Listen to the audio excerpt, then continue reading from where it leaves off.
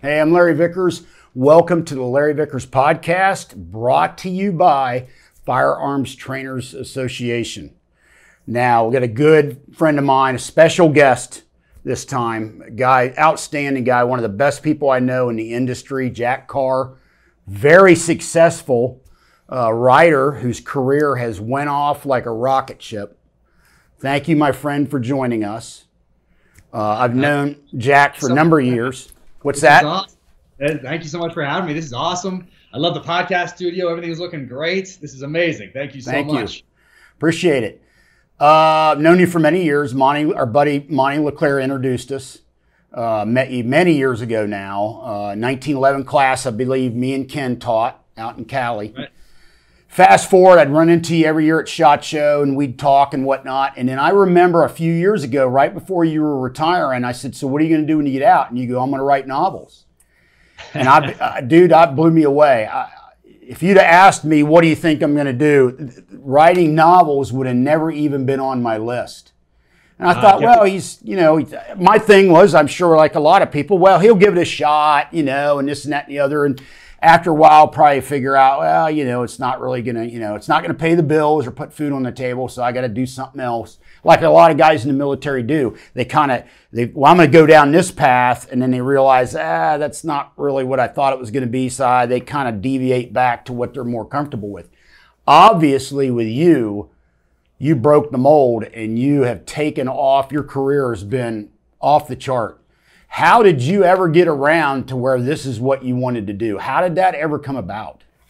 Yeah, well, I kept my cards pretty close in the SEAL teams, and that was way before the tipping point of the No Easy Day book and the Act of Valor Hollywood movie type thing. So even well before then, I knew that one day when I transitioned from military service that I would write thrillers. And that comes from very early on in life, me wanting to do two things. One, serve my country in uniform, and the other, write thrillers in this genre. And that's because when I grew up in the 80s, I knew I wanted to be a SEAL very early on. And the research that I did at the local library, my mom was a librarian, so I grew up surrounded by books and a love of reading. But the research that you could do back then, there was hardly anything written about special operations in general. Yeah, that's right. SEALs. There's a couple of magazine articles here and there, a couple mentions in a couple of different books, but this is early 80s time frame. So I knew that I was going to serve my country. And then I started reading these books that had protagonists with backgrounds, so fictional backgrounds that I wanted to have in real life one day. So written by guys like Tom Clancy and Nelson DeMille and David Morrell and A.J. Cornell and J.C. Pollock and all these guys whose heroes of the novels had backgrounds. Typically, they were SF guys in Vietnam, or they were attached to some CIA program in Vietnam. A couple were SEALs in Vietnam. So I loved reading these novels, and I knew that one day after my time in the military, I'd write books just like this. So really what was happening is I was giving myself an education in the art of storytelling, being a fan of the genre by being a reader first. So I was reading all those things, but then I was also studying. I was studying warfare. I was studying insurgencies and counterinsurgencies and terrorism. Some of my earliest memories are of the 1979 Iranian hostage crisis. Cronkite there on TV counting down how many days that they had been held hostage. I remember Desert One. I remember those pictures on the front of the newspaper. And then a few years later, I remember the Beirut Marine barracks bombing. I remember seeing that. I remember the TWA hijacking on the cover of Time magazine and Newsweek. So during that very formative time of my youth, when I'm studying all these things, that they're making an impact, both on the fiction side of the house and then on the nonfiction side of the house in studying what I wanted to do in uniform one day. So all that kind of came together at the right time and place as I was getting out and started writing. And the first book, The Terminal List, was the result. How long were you working on Terminal List before you got out? Were you already starting to work on that stuff? Yep. So as you know, and as anyone else who served in the military knows, when you drop your papers and tell them you're getting out, you go in this different pile. Yeah. And then my last year and a couple months, my job was to get out of this gigantic bureaucracy. So all of a sudden, instead of getting ready to be a commanding officer, which was the track that I was on, well, now I went in this other pile, and now my job is to go to dental, to go to medical, to get right out of these different programs that I was read into, stand in the lines, turn in gear, sign a bunch of papers. And each one of these things you set an appointment for. So you go and you set up an appointment, and then you come back and you wait for that appointment. You go stand in line again. So point being, I had some time, and I knew that it was time to transition, take a breath, figure out what I was going to do next. I knew I was writing, so it was during that time that I started writing. And I wrote down about 5 or 6, 7 different ideas for that first novel. And then I chose the one that I thought would be the most visceral, the most hard-hitting out of the gate, the one that was most likely to get noticed by a New York publishing house. And it was very evident to me that The Terminal List was that novel, that theme of revenge. I loved reading books about revenge growing up. I loved movies with that theme, and I knew that was the one to start with. Cool. Now, how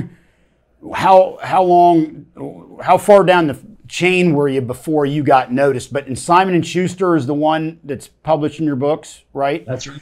How far down the line before you got hooked up with them for them to pick the book up? Yep. So I sent it to Simon & Schuster through a friend who was a SEAL, got into finance, and he sat next to this author, Brad Thor, at one of these SEAL Foundation type event things. And then he helped him with a couple of his books, with the special operations side of those. And he knew that I was starting to write. And he said, hey, do you want to talk to this guy, Brad Thor? He could probably give you a couple tips. And I said, yeah, I'd love to talk to him. That'd be amazing. And so he set up a call. I talked to Brad Thor. And essentially what he told me was, hey, don't call me over the next year. But if you actually write this thing, I'll introduce you to my publisher. Can't guarantee they'll like it. Can't guarantee they'll even open it. But if, as a thank you for some of the things that your friend told me you did in the SEAL teams, I can make that introduction for you. And I said, that's all I need. And he said, when are you going to be done? And I said, a year from today. And then I called him back a year to the day and said, it's done. And it was really cool because to his credit, he said, well, is it done or is it the best that you can possibly make it? And I said, well, I could probably edit it a little bit because I was just finished. And so I spent another 4 months reading, editing, rereading, editing. And then I called him in November of 2016 and said, it's as good as I can get it. And he said, all right, here's the address. Send it. They're waiting on it. Wow.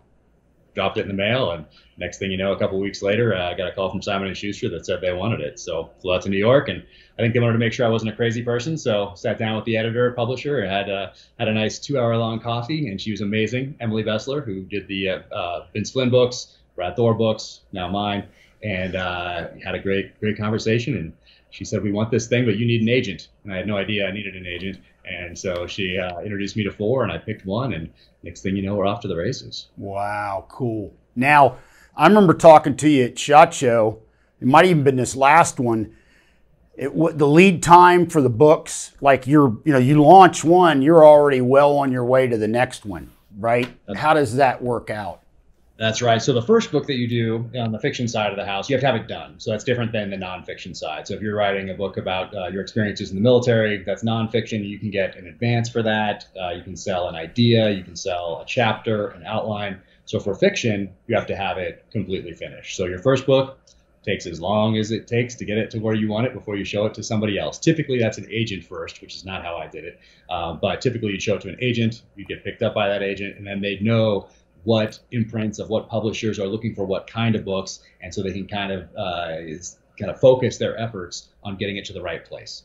So that's typically how it goes for your first one. Then if you get a deal for this kind of a novel, the expectation is that there's one a year. And that wasn't really how things were until Stephen King started doing that, Clive Cussler started doing that, and then really in the mid to late 90s, that became the norm. So one a year. So now it has to be one a year. And I'm still refining that process of how far I have to be along before I send it to them, and then they read it and send it back to me with their notes and all that. But the whole process is essentially a year now. Now, I know a couple things. So you've got 3 books out, right? That's right. Currently working on a 4th. The 3 books are, let's make sure everybody knows. Yeah, right over my shoulder there. So The Terminal List is the first one. True Believer is the second one, which is really a story about redemption. And then the third one, Savage Son, is the one that made the New York Times list right out of the gate this last spring. And it's the one I wanted to write first, but I knew that the characters weren't at a place where it would be, I needed to get them to a place where I could explore the themes of Savage Son. Got it. Exploring that dark side of man through the dynamic of hunter and hunted.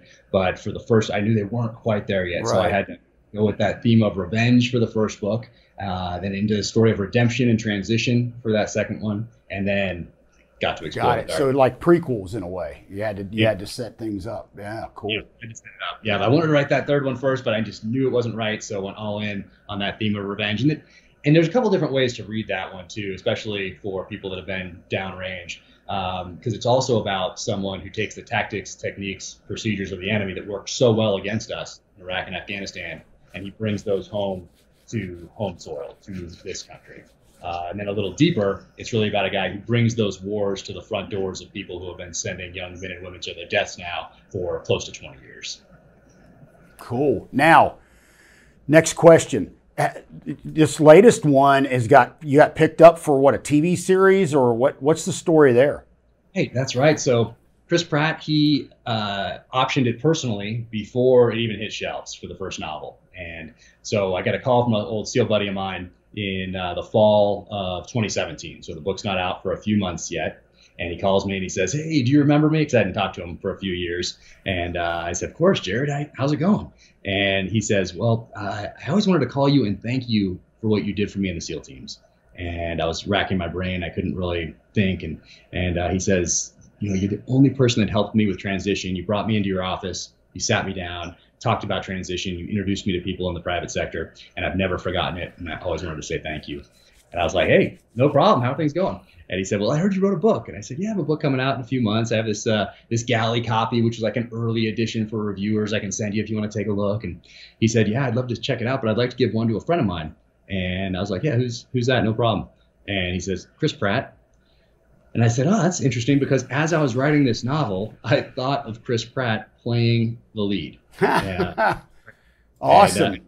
Yeah, it's crazy. And then I thought of Anton Fuqua directing, who did Training Day, did Tears of the Sun, did Magnificent Seven, The Equalizer, and that's who's directing it. Wow. So Chris optioned it. I got to write the pilot script with what's called the showrunner, screenwriter, in January, February of this year. Then he took that script with Chris and with Antoine Fuqua, and then they shopped it around to Netflix and Amazon and HBO and Disney Plus and Apple, and they got in some sort of a bidding war, I guess, and now it's coming out on Amazon. So is that where it's coming? Amazon Prime?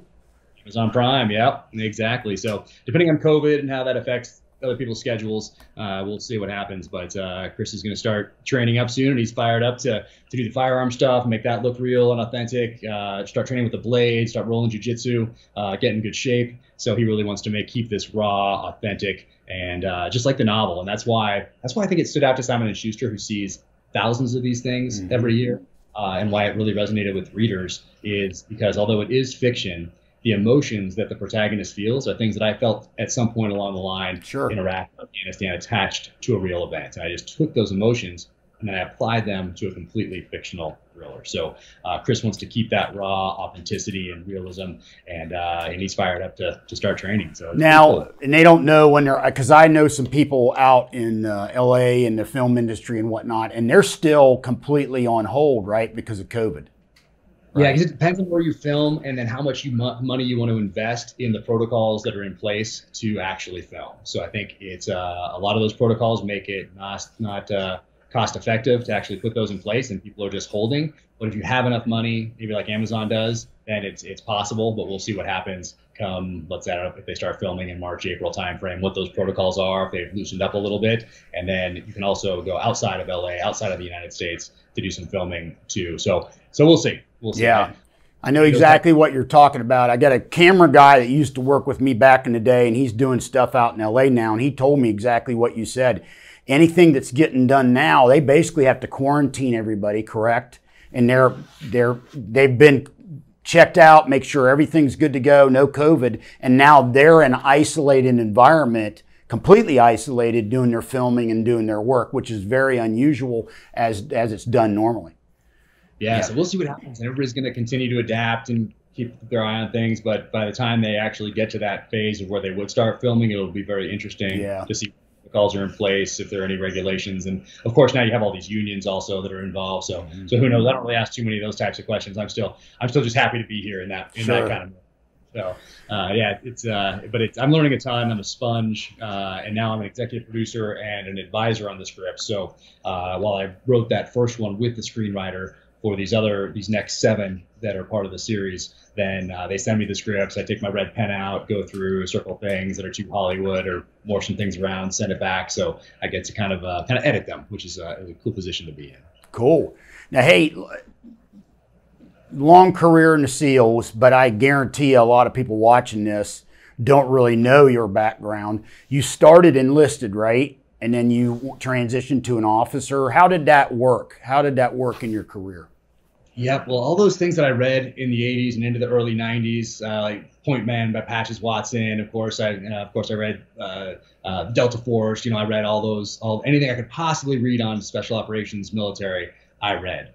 And then you also had this, the influence of popular fiction, popular culture from movies, and all those Vietnam movies that I would watch back in the 80s, early 90s, they always had this officer that showed up brand new in Vietnam, and he'd start making everybody salute, shave, press their uniforms, and then he'd lead them right into an ambush. Yeah. And that was like takeaway from all of that was like, I don't want to be that guy. Yeah. And some of those books I read back then, they talked about how the difference between the enlisted side, the officer side, and then of course I was drawn towards the sniper side of the house. So all those books were talking about being an enlisted sniper, and so I was kind of figuring this sort of thing out. So I knew that, hey, if I wanted to be an officer one day, I wasn't going to start there. I was going to start on the enlisted side of the house. I was going to start in the mail room essentially and work my way up. I was going to establish a reputation. I was going to be a sniper. I was going to, more importantly, learn the trade, and that would allow me to then be a better officer if I decided to go that route later on. So came in 96 boot camp, 97 buds, got to my first SEAL team in 97. And back then we thought as soon as we crossed that, probably like anybody in SF or Rangers, whatever, they think they're going to cross that, what we call the quarterdeck, and show up at their first team. They're going to be handed a pager. The golden Connex box will open. You'll get all this cool gear, and you'll be out one night drinking beers with the guys. And all of a sudden the pagers will go off, and you'll go fly halfway around the world, do the Save the Princess op, and then fly back in time for beers the next night. And that was not how it was in 1997. Crossed that quarterdeck, and of course, right away, it's the good-natured hazing type stuff, and then all the cleaning that you're going to do as a new guy, taking out the garbage, painting walls, cleaning bathrooms, all that sort of thing. So just to kind of welcome you to the SEAL team. Yeah. It wasn't really until after September 11th that we started to do the things that we thought we were going to do. Yeah, sure, from the start. How many years were you enlisted in the SEALs? 6.5. I always throw that half on there too. So 6.5, and I probably would have gone the entire time enlisted had September 11th happened in the spring of 2001. Because we got to that spring 2001, I had some, let's say, some interesting leadership is probably the best way to put it, as an enlisted guy, and I knew that if I wanted to do it better than it was done for me, then I had to go to OCS and become an officer. So that was my path. That was just a natural thing for me to want to do. But had September 11th happen in January, February, or March of 2001, 100% I was going to stay. I would have stayed enlisted and headed to the East Coast SEAL team and gone that route. But wow. I was already accepted. I already had my class update when September 11th happened, even though I was deployed. So I did all that OCS package stuff in the spring and summer of 2001, deployed late summer 2001, or about a week or two before September 11th. So we were in Guam, and that's when your American Handgun article was out. It had the night on the cover. So I had that in my room on the wall in Guam. So I knew all about you well before we met in person. And I was in that room, and about midnight, people start banging on doors and phones start ringing. And we don't have TVs in our rooms back then. So we went down to the basement of the barracks where they had one TV and a couple couches, and we watched the Twin Towers fall on TV. So wow. That was... you knew right then. Yep. Things had changed. Yep, exactly. And we thought we were going the next day to Afghanistan. What was even more interesting, so I was the intel guy for my platoon. I was a communications guy for the platoon. I was a sniper for the platoon. But nobody knew. And I just read like 3 or 4 books on the Taliban, on Al-Qaeda, on bin Laden. And even the commanding officer didn't know what Al-Qaeda, what it meant. They didn't know about the base. They didn't know about this history. They didn't know. So I gave a brief the next day, just off the top of my head, to all the senior level leadership of the platoon and the what we call a unit that's forward deployed, kind of logistics, kind of hub if you're for the SEAL teams.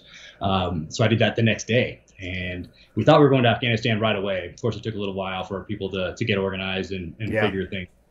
And even on the way to the Middle East, we still thought we were going to go into Afghanistan. And what happened was in flight, I think, things changed. And SEAL Team 3, who was doing these shipboarding operations at the time, which were to enforce the UN oil embargo against Iraq, that's out of Kuwait, they went into Afghanistan, and we took over their mission doing the shipboard, which were the only time in my 20 years in the SEAL teams that I did anything on a ship. And that's those ship takedowns, and actually used the SIG with the light to get in those little tight spaces. That was like the main time I remember using my SIG to actually clear were during those shipboardings, because there's all these sort of compartments everywhere, and they're hiding things, and you got to kind of clear with this light. So that was the time that I used that weapon system. Yeah, it was a crazy time, totally unknown. And before we did that, I got attached to what they call Commander SINCPAC Fleet. They don't call them that anymore, but it's the senior level military person for a region. And he had to go from Hawaii to Singapore to the Philippines, really, I think the day or two after 9/11, just to have meetings with his counterparts, with senior level political leaders in those countries, just to firm up some of those relationships that we might need if we're going to go and do some work in those areas in this global war on terror. So that was interesting. That was the first time that I got to do the real personal security detail type operation, and really didn't know what we were doing back then. We learned later on doing it for the interim Iraqi government, but for this mission, we just grabbed all the weapons that we could. I mean, this is the day or two after 9/11, and we just grabbed a bunch of stuff, made ourselves look, which was probably the wrong thing to do, make ourselves look tough, and had all these weapons, and really just stood outside the plane in a couple of these meetings and stood guard. But then went back to Guam, and by that time everything was palletized and getting loaded on planes, and off we went to the Middle East. And since then it was just this revolving door of work, as you know, workups and deployments, and the guys are still doing that today. Wow. Where did you meet Monty LeClaire along the way? Yeah, so Monty was in my task unit for my last deployment to Iraq. So we met in 2009-ish, 10, 11, 12 time frame, and worked together at SEAL Team 7 during my last workup and deployment in the SEAL teams. But what was interesting about right after 9/11, everyone thought they were going to miss it. So everybody that was at home getting ready to deploy was like, oh, we're going to miss. I can't believe it. We're not. Those guys that are deployed are so lucky. They're going to get after it. They're going to get to do the job they've been training to do. They're going to stand up and defend the country. And here we are in Coronado. Here we are in Virginia Beach, and we're going to miss it. And here we are almost 2 decades later, and the guys are still doing it. And they didn't miss it. That was not something back then. A lot of guys were worried about it, and a lot of guys actually got out to contract if during that time between September 11th and, let's say, 2006, for whatever reason, their platoons went to South America or to Africa or to the Philippines, because you still had relationships with those countries. But a lot of them then said, hey, if I'm not going to get it here in the SEAL team, I'm going to get out in contracts. And so a lot of guys at that E5, E6 level got out and started contracting. And then, of course, that dried up. We all know the way that went. That probably wasn't the best move. You got to stay in and just be prepared to go to war at any time. And at some point, that call might come. Wow, cool. So you're actively working on the 4th book now.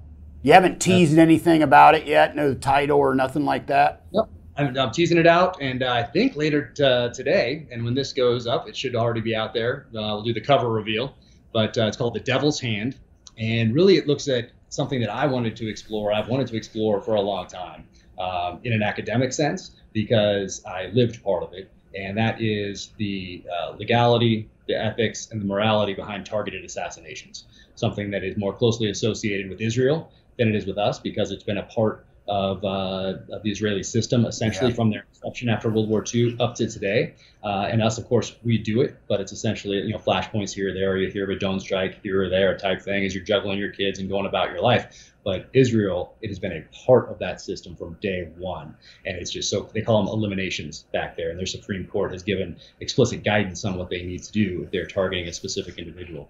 So I wanted to explore that. And at the same time, I was thinking, hey, what have we been doing for this last 20 years? These guys are still going downrange. Those guys that I said were worried about missing it just a couple of minutes ago, they're still training and going downrange based off the authorization for the use of military force that came about just a few days after 9/11. So ISIS didn't exist back then, yet we use that to justify going into different countries today based off that. So I thought, what has the enemy been doing for this last 20 years? We've essentially let certain, let's say Israel, Iran, Russia, China, North Korea, and certain non-state actors. They've been in the bleachers, essentially, watching us for 20 years on the field. Mm-hmm. And what lessons have they been taking for watching us for 20 years? What have they incorporated into their battle plans, both state and non-state actors? What would I be taking in if I was Russia? What would I be taking in if I was Iran? What if I was a proxy force of Iran? What would I be learning over this 20-year period just watching my adversary at play?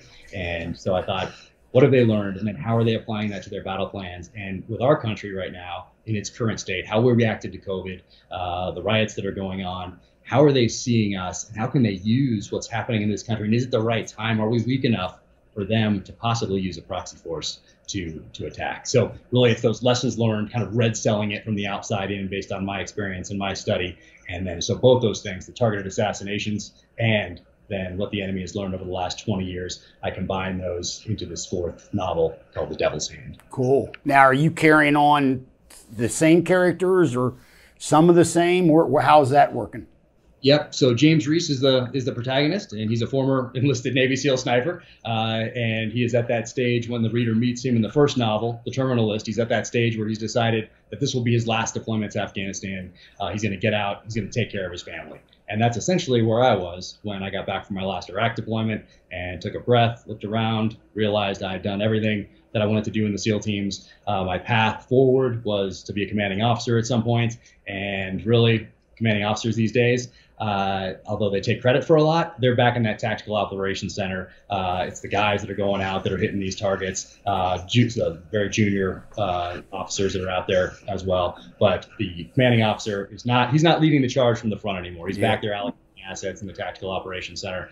And I thought that's not me. And my family needs me. They put up with a lot over this last, at the time, 16 years. And it is time to get out and take care of them. So I got to take all those emotions, all those feelings, and apply them to this narrative. So that's where the reader meets James Reese in the first novel, and they connected. And I really wanted a likable character. So I wanted a guy, because I remember Magnum growing up. Everybody loved Magnum, mm-hmm. and he was likable. He could joke. He had these friends from Vietnam. They're dealing with some post-traumatic stress stuff, as we would call it today. It was where they're the first show that showed Vietnam veterans in a positive light as positive members of society without ignoring what they'd experienced in Vietnam.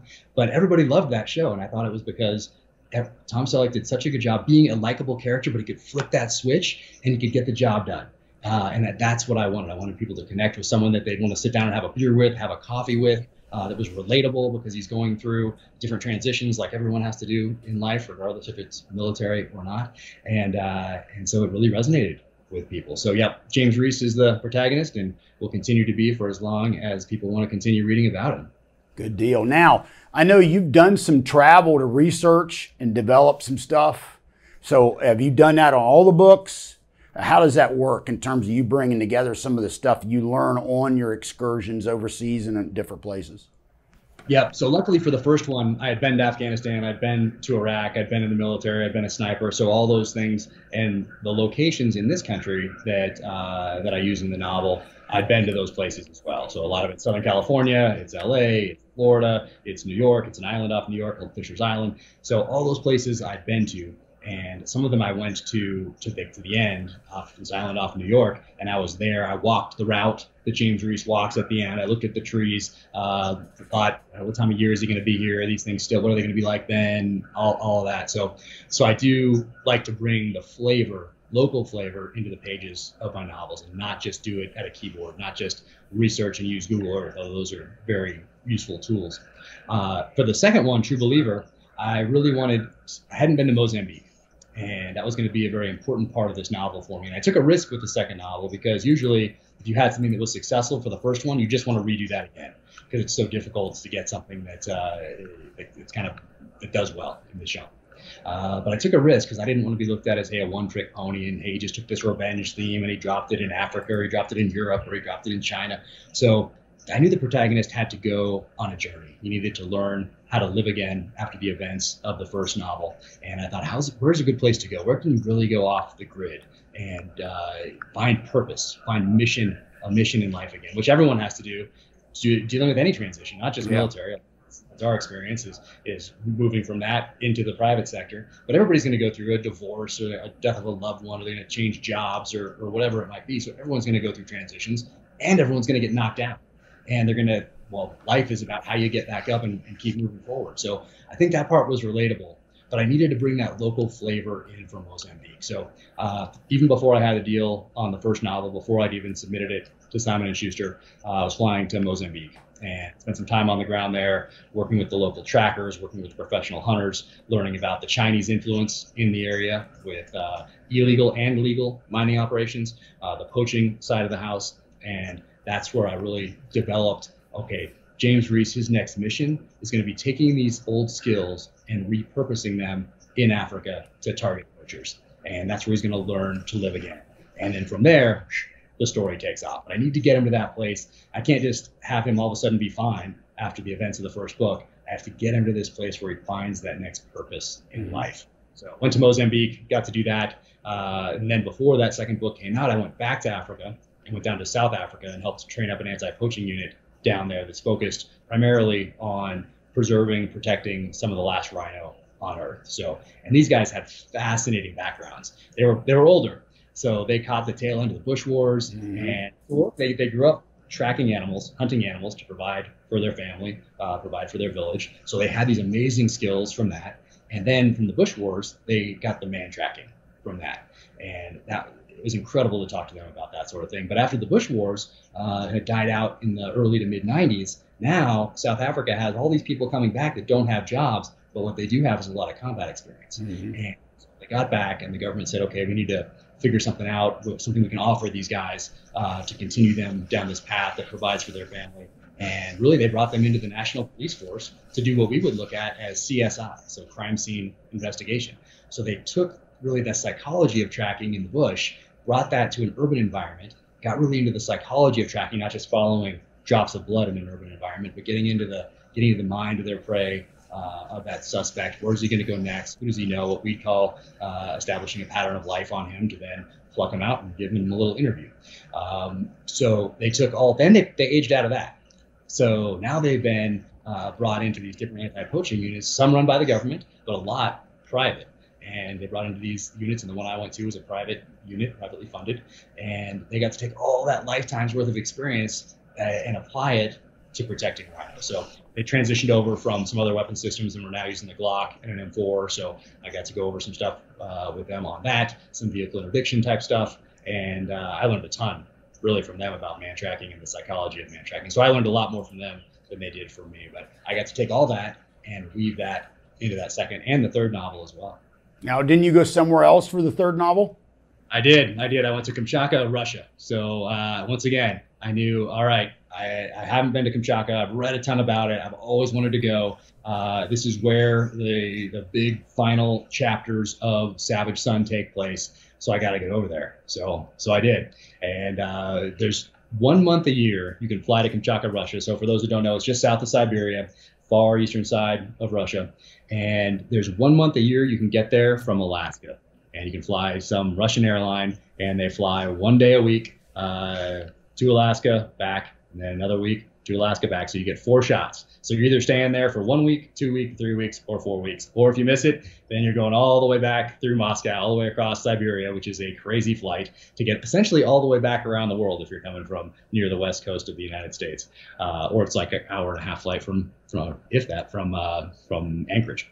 Wow. So went over there, and it was a hunt in the backcountry with someone who had military experience in Russia and intelligence out of the house experience in Russia. So I got to kind of pick his brain a little bit about that side of the house. So we were on an active military installation there that he had access to. So I spent a week in the backcountry out there on a brown bear hunt, and ended up, my wife is thrilled. Just outside this door, the bear just showed up from Kamchatka. So yeah, she's thrilled, as you can imagine. But yeah, I got a ton of information there that I wouldn't have gotten from a Google search, and got to weave that into the storyline. So as long as I can, I'm going to continue to go to these places, do this research, talk to the people. And a lot of times you don't even know what you're after until you're on the ground. Yeah. I mean, you've not been there, right? Exactly. So I'll continue to do that. And luckily for this fourth one, when COVID hit, I mean, I was supposed to be in Africa right now. I was supposed to be in Zambia. But luckily, it wasn't totally necessary for this fourth novel. And it's just that it's close to Angola. But I've been to most of the places that I'm writing about. This fourth one is more continental United States based, bringing in history from really from the early 50s in the Middle East to today. But it's really that history that develops the characters, and the action takes place here on the home front. Cool. How long were you in Russia? How long were you up there? Just a week. Yeah, it was either a week or 2 or 3 or 4, and I already had a brown bear hunt in Alaska scheduled for later that month, and a few other trips. One was out to SIG. So yeah, my wife was like, "All right, that's you deployed in the military. You're not in the military anymore. You spend a little more time at home." So yeah, 1 week, but that was good. That was good. Hey, let's talk about some of the people you're affiliated with. I know you've made a lot of contacts in the industry and you're a loyal guy. Who are some of the companies and some of the people that you're kind of affiliated with in the industry that I know you've weaved a lot of it into your books and whatnot? Who are some of those people and companies?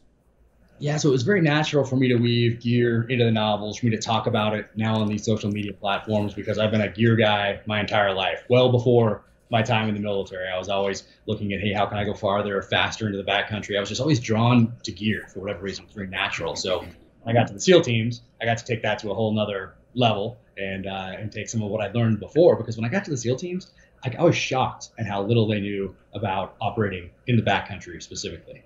Going up to Alaska, seeing the boots that they gave us back then, the backpacks they gave us back then, it was ridiculous. It was just someone going to an REI or even a worse, like a Big Five sporting goods and picking things off the shelf. Like, it was atrocious. Now it's awesome. Now the training is incredible.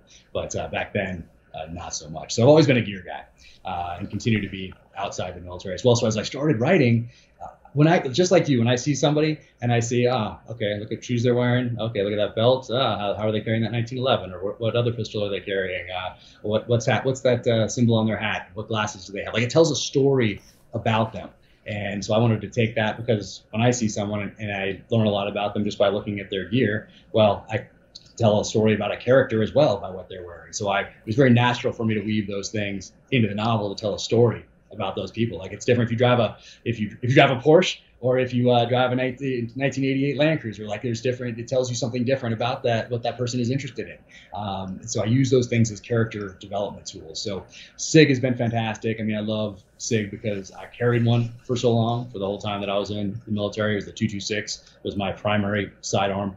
So I shot that a lot. And I shot that on the range. Even the stuff that I would do with other people that would come pass through town while I was still in the military, I'd go out to the range and I was shooting that thing. So I was always trying to bring my skills up to the next level, always trying to improve, always trying to get better. And then just naturally, as I got out and I never called SIG and said, hey, if I put you in the book, well, what does this look like? I just naturally put the sunglasses that I wear in the book, because SEALs wear gaiters. So I always have these been on every deployment with me, so it was natural for me to do that. And I also want to help friends and people that I have relationships with. It was just natural for me to do that. So SIG's been incredible, and it's just it's a natural relationship. I'm not sponsored or anything like that. They're all very natural. Black Rifle Coffee has been amazing, and for those guys, it was really cool to see them, because we got out kind of near the same time, within a few years of one another, and I got to watch them and see what they did as they transitioned out of the military, and how they made use of some of these platforms that weren't available to people if they'd gotten out 20 years ago, 30 years ago. How do you build a business? How do you connect with other people? And is it important who you connect with? And it was just amazing to see them grow this thing from nothing, from a garage, a passion for coffee, and grow it into what it is today. And it continues to grow. So I watched that and thought, what lessons can I learn here about transition, about building a business, about the veteran community, and how can I apply that to something that hasn't been applied to before, which is the publishing world. So I took a lot of those lessons. Of course, I talked to you. I asked you a lot of questions about transition, and of course, you've been amazing to me for so long, and I sincerely appreciate everything. Well, thank you. So yeah, this gear that I use in the novels, that I post on social media, it's all companies, people that I have a close relationship with. So those are probably the big ones. But anything that I post or talk about or use, it's in the books, it's for a reason, to develop a character. And then if it's on social media, it all comes off with very authentic, which it is, because I'm testing something. give my honest opinion of it. And if I hate something, I'm probably not going to use it. Sure. I'm not going to talk about it, give it back. But yeah, everybody's been so fantastic. And it was all these relationships that I didn't intentionally develop. It was just natural because I started going to SHOT Show, let's say back in, I think 2003, 2004, one of those two anyway, when the tactical side was still one room and small. Yeah. And then it a year or two later, but it was still like hunting and camouflage and, you know, Bass Pro Shop type stuff, and a little room with some tactical nylon and some black rifles. And of course now that's most of the show. Exactly. That's exactly right. And companies like Ruger and Smith & Wesson and other companies which weren't making ARs or whatnot, now everybody makes them. So you're right. It's kind of bizarre because I remember that era of SHOT Show. Yeah. Yeah, no, it was amazing. I already knew people from the industry because of going to the range and shooting and going to Thunder Ranch and just doing things on the private side of the house. And I always wanted, being a gear guy, I wanted my guys to go downrange with the best stuff that was out there. And I knew that the private sector, for most, if not maybe on some of the technical side of the house, but is most of the time a little bit ahead of the military, particularly the procurement process. And so if I wanted to know what was out there or what was being developed, then I needed to go to SHOT Show. Yeah, for sure. So I went on my own dime, got my own hotel rooms, and I just naturally met people and then got on the range with them later, and these relationships developed over a 20 plus year period. And then so as I got out, they already knew me. They knew my family. They knew that I had this passion for writing from an early age. They knew the whole backstory, and they wanted to help. And so it's just very natural to partner on a few things, and I think that's really helped. So like SIG and Black Rifle and these different archery companies and Gators and these different companies have all been fantastic. But it's not because I just called up and had a platform. I had zero platform when I started. I had nothing. I had no social media presence whatsoever. I stayed away from it. Never wanted it in the military. Patience. But when I got out, I realized, hey, that's my storefront. Like these days, like this is my storefront. I can look to Simon & Schuster to do a few things, but if you expect your publisher to do everything for you, you're going to probably be disappointed. Yeah. You have to take ownership of that. And for me, I looked at, hey, these guys made an investment in me. I don't come from politics. I don't come from a sports background. I have zero platform whatsoever. They invested in me. They took a chance. They took a risk. And now it's up to me to prove to them that it was a good investment. And so I took ownership of all of that, and I started looking at social media stuff. Hey, how do you build these things? What's important there? What I like, what I don't like, and let's build it in an authentic and a real way. So that's my storefront. I don't have a store where you can walk in, but I look at social media as that storefront. So if someone walked in, and like if I had a small town general store in the middle of the USA, and someone came in and wanted directions to the interstate, well, I give them directions to the interstate. And that's kind of how I look at social media. I treat people like that. If they want to buy a six-pack, I point them towards the refrigerator. Conversation with them, and then they go out, and hopefully they say, you know what, that guy was awesome. I want to tell my friend to come to that store. And maybe they don't, but that's kind of how I treat it. And the same way, if someone comes in and they start breaking things and they start harassing the other customers, well, I'm throwing them out in real life, and I get blocked them on social media. Yes, sir. So, that's just how it goes. But that's kind of how I look at it, as my storefront, as a way to engage and as a way to thank people, because I am so grateful that they took a risk as a reader on a new author or a listener for the audiobook, and then they told a friend. And this whole thing was really built grassroots, because my Joe Rogan podcast didn't come out till after the third book hit shelves, after the big week of that counts for the New York Times list. Chris Pratt announced it after, and I was hoping that they would both do something beforehand, but they didn't. And now I like that they didn't, because it was all grassroots. It was hunters, it was tactical shooters, gun people, readers. It was all this grassroots effort. Read it and tell a friend. So it was the modern version of hanging out around the water cooler for a water break or on a smoke break at work, and telling your friend that you just read something cool and they might like it. Well, now that's social media, and they might have, or they might have 28 million. And everything in between. So that's kind of how I look at that. And it was all grassroots to get to this level, and I'm sincerely appreciative. Yeah, excellent. You know, your Black Rifle Copy Company is a good example of veterans that have really taken something and ran with it. And they've done a great job, really great job. And I see their impact beyond what you'd see in the military. I'll see people drinking that, and I know the kind of a little bit of the backstory, and it's just completely out of the left field. You'd be like, I'd never expect them to be drinking that coffee. But yeah, they've done very well. No, it's fantastic. And I mean, they recognized a gap, just like we would on the battlefield. They capitalized on momentum. But they saw that gap, like, okay, there's Starbucks, and then there's kind of everyone else. So what if you really, don't agree? Well, one, if you don't like that kind of coffee because they're pushing out so much, and now I know a little bit about it, now you just, essentially burn coffee with some of those bigger companies because they just need to get so much out. Well, how do you do like a small roaster type thing, really good coffee, you're really into it, the backstory, where everything comes from, but you're also proud to be an American. You also believe in our freedom. You also believe that we should be able to defend ourselves from someone that attacks us or from our government, from a tyrannical government. So they're all in on that side of the house. That is their audience, and but it all comes down to that base product, like anything has to. Like anything that you put out there is obviously top notch. If you're on the range with somebody, it's awesome instruction. The product has to be great.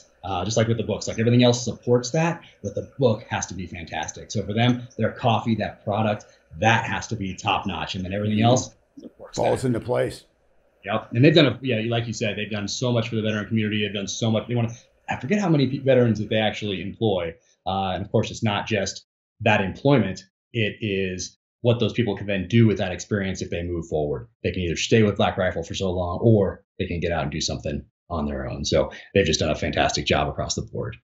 So a couple questions before we start throwing it out. One of the things I'd throw things over to Justin here at the end for him to weigh in with any questions. How many hours a day do you work on your books? How many hours? Yeah, so it's different every day, and that's because up to this point, I've treated it as a startup.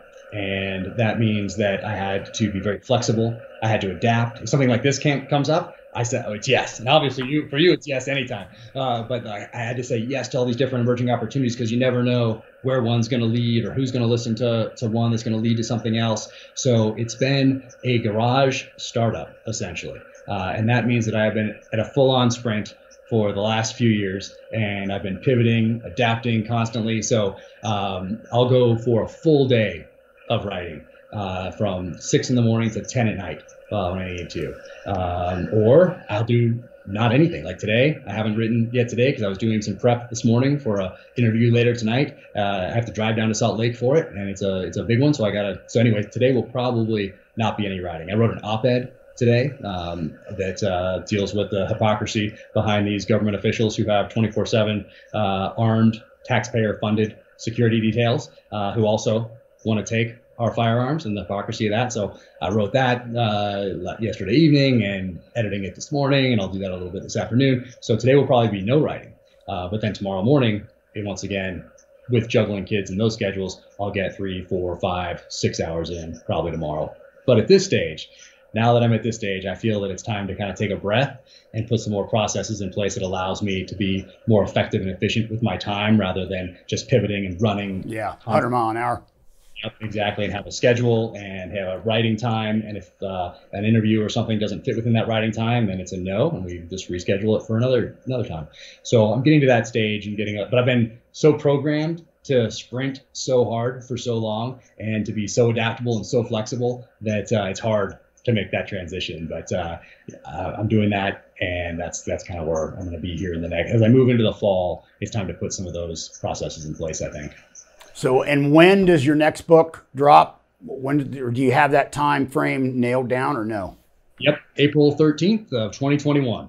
So that's on the calendar. April is my time every year for the foreseeable future, and it's a good time for me to come out. Some of those guys that are more established come out around Thanksgiving for that Christmas push. Other guys come out for that summer push, and those are all names that everyone knows that are well established, have been around for 20, 30, some 40 years. So springtime is a good time for me to come out. It's working out well. Cool. Justin, you got anything for Jack Carr? Yeah, couple things. I'm curious, James Reese, the name, story behind it. How'd you come up with it? There is, and it's classified, so I keep that one. In my Okay. I've seen you post on social media, like you've been posted pictures of being at Thunder Ranch. Are there any other? Who do you train with, and who have you trained with, or that kind of thing?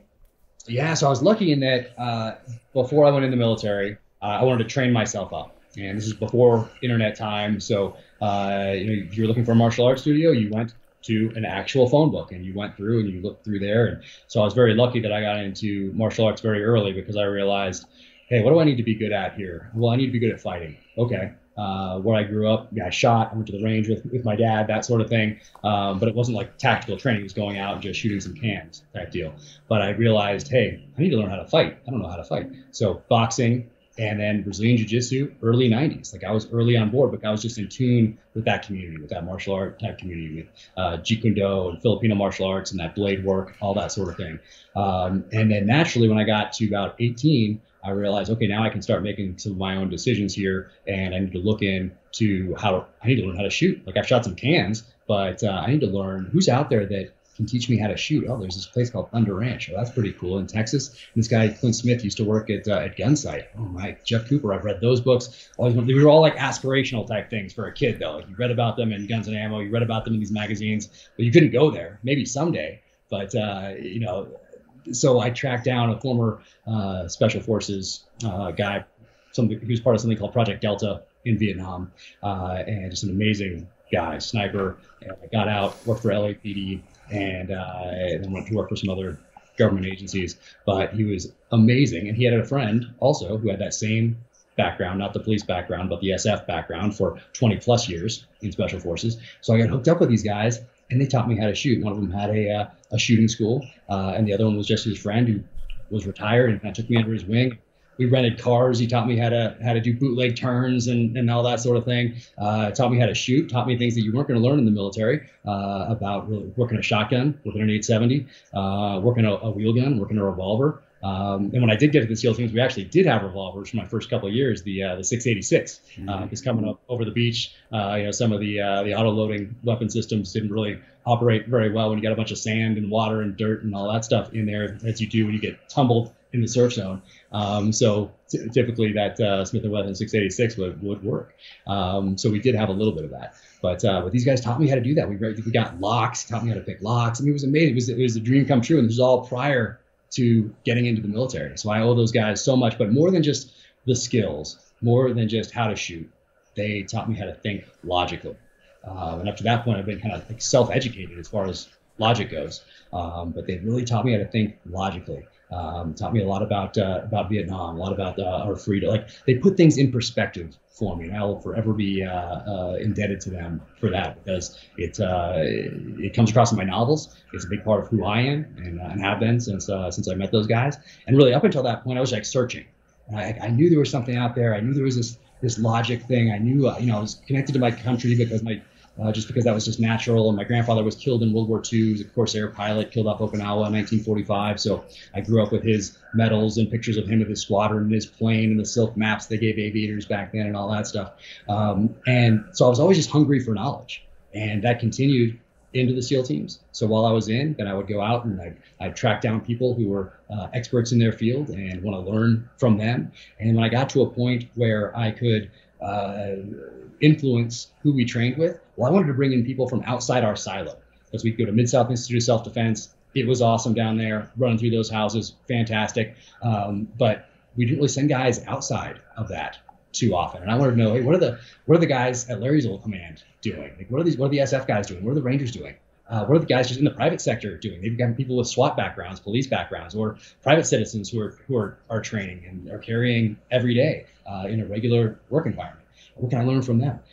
So I reached out to you, Larry. And I'm like, can you come teach us? You're like, I'm busy, but maybe bring Pat Mack in. He's kind of SEAL-ish. And so that was fantastic. So I like to do that sort of thing, but I was always going out. If you came to town, I'm going up to see you. Pat's in town, I'm going to see him. And I drove out to a former police guy that was with Morgan Consulting. I think he's probably retired by now, because I wanted to learn how to run an auto-loading shotgun. I knew the 870. I love the 870, but I wanted to learn how to fight with that auto-loader. So the Benelli M1 Super 90 I had. How do I run this thing effectively? So I went out to Arizona and trained with him. So I've always been a big proponent of continuing to train, continuing to improve, and then take lessons learned from other people that are out there learning things and bring it in to your own organization. So I try to do that today. That was a very long way of saying I try to get on the range as much as I can, but Today is a lot of this. This is the typing phase for me. I'm a writer now, but I still try to get on the range as much as I can. I'm fairly close, living in Utah to Oregon. It's not a bad drive, and there's no cities between here and there really. After you get out of Salt Lake, so I can zip out there to Thunder Ranch and get on the range with Clint Smith, and they have some instructors they bring in as well. So I get to get on the range with them when I can. But I'm always trying to improve my skills, always trying to learn, always trying to. I figure it's my responsibility. I've always thought that it's my responsibility to protect this gift of life, not just mine, but my family's. And if I want to do that as effectively as I possibly can, well, I got to continue to improve. I can't just say, oh, I'm good. I was a SEAL. I'm good. No, because the typical military guy, even SEAL, is like, okay, with a pistol, maybe. Like they'll be pretty good with the M4 because that's our primary weapon system. But you can have some guys that are really good with the M4 and all they do is train for that block and they do some SIG stuff, but maybe they're not very good. Well, then they don't touch that for another few months. Yeah. And they're not gun people. People just always assume that SEALs or SF guys or whatever are gun people. And well, maybe they only did. They only know that M4 weapon system. They only know the light that they were issued. They only know the laser that they were issued. They only know that, and they don't know anything else about it. They don't know about the history. They haven't really looked into the importance of the Second Amendment, why it exists. And if they weren't really good on the SIG, well, that's okay. I got my M4. And they didn't really take an interest in that. They might be a big air guy. They might know, I'm not an air person. They might know everything about jumping all these different rigs at all these different altitudes, at all these different jumping barrels, jumping people, jumping dogs. But for me, my thing is I've always been attracted to what is very primal, what is very visceral. And in this case, what I can transfer over as a citizen to protect my family, to protect my neighbor, to protect myself. So that was a long way of saying I try to get on the range as much as I possibly can. But these days, a lot of typing. Mm-hmm. Cool. That's all I got. Awesome. Thanks, brother, for coming. Absolute best of luck. I'm glad to see things are going well for you. Always enjoy seeing you on social media. And hopefully we'll be able to see you again at SHOT Show sometime. Don't know if SHOT Show 2021 is going to go off or not. It kind of looks like a roll of the dice.